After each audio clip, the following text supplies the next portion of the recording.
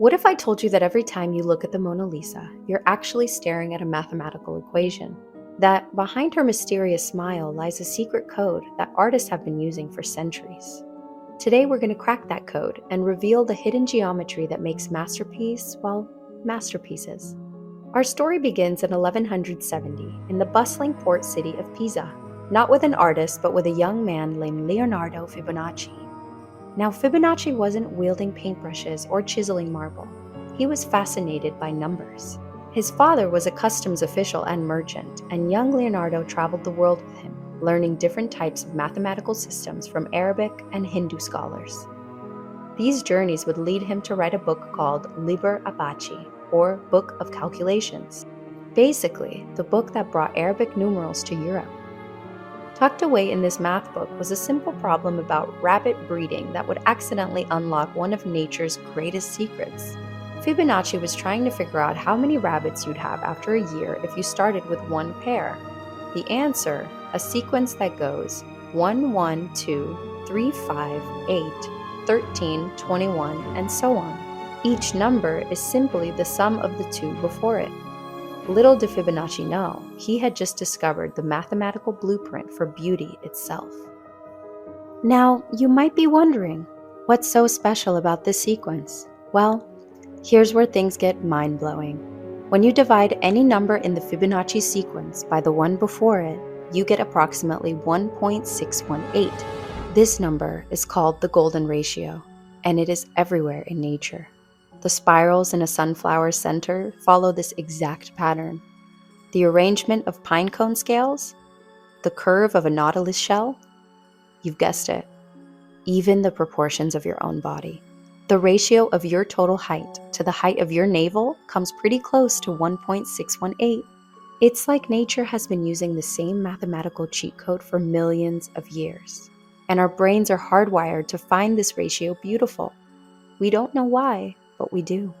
Maybe it's because we evolved in a world governed by these patterns, or maybe there's something deeper going on. But nature isn't the only place where this golden ratio shows up. Artists discovered it too, and they've been using it to create masterpieces for centuries. Let's start with probably the most famous painting in the world, Leonardo da Vinci's Mona Lisa. You know her, that enigmatic smile, those piercing eyes. But what you might not know is that her entire face is basically a golden ratio calculator. If you measure the width of the painting compared to its height, you get almost exactly 1.618. Coincidence? Not a chance. Da Vinci was obsessed with mathematics and human anatomy. He studied proportions like a scientist. Look closer at her face.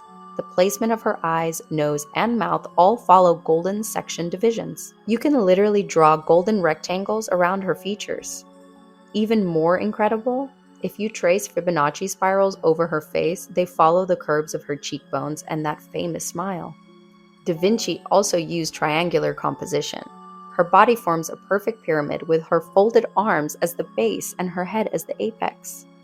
This creates a sense of stability and harmony that our brains just love. That mysterious quality that makes the Mona Lisa so captivating, it's not magic, it's mathematics working on a subconscious level. But Da Vinci didn't stop with the Mona Lisa. His masterpiece, The Last Supper, is like a geometric textbook painted on a wall. The entire fresco is built on a grid of golden rectangles. The table, the windows, even the way he grouped the apostles, everything follows the golden ratio. And then there's the perspective. Every single line in that room, the ceiling beams, the wall panels, the edges of the table, they all converge at one point, Jesus' head. Da Vinci literally made Christ the geometric center of the entire composition. But wait, there's more. Jesus' body forms a perfect equilateral triangle, symbolizing the Holy Trinity. The 12 apostles are arranged in 4 groups of 3, more triangular symbolism. Even the dimensions of the room follow mathematical principles that would make Fibonacci proud. Recent research by mathematician Raphael Moutarde revealed that the geometry itself carries meaning. The mathematical relationships between the architectural elements weren't just for show. They were telling a story about divinity, order, and spiritual harmony. Now let's travel to the Sistine Chapel, where Michelangelo created another geometric masterpiece, the creation of Adam. You know the image, God and Adam reaching toward each other, their fingers almost touching. That gap between their fingers? The distance follows the golden ratio. The figures themselves can be fitted into golden rectangles and Fibonacci spirals. But Michelangelo hid something even more incredible in this fresco. Some scholars believe that the shape surrounding God actually resembles a human brain, as if Michelangelo was suggesting that God is transferring divine intelligence to Adam. Others see it as representing the human uterus, symbolizing creation itself. Either way, the mathematical precision mirrors the perfection of creation in the biblical story. Fast forward to the 20th century, and artists were still using these ancient mathematical principles. Salvador Dali's The Sacrament of the Last Supper is built around a transparent dodecahedron, a 12-sided geometric figure representing the 12 apostles.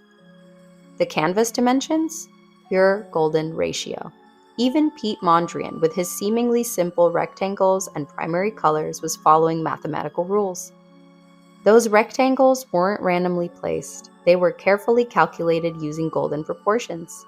Mondrian saw geometry as universal truth, a way to represent cosmic harmony in its purest form.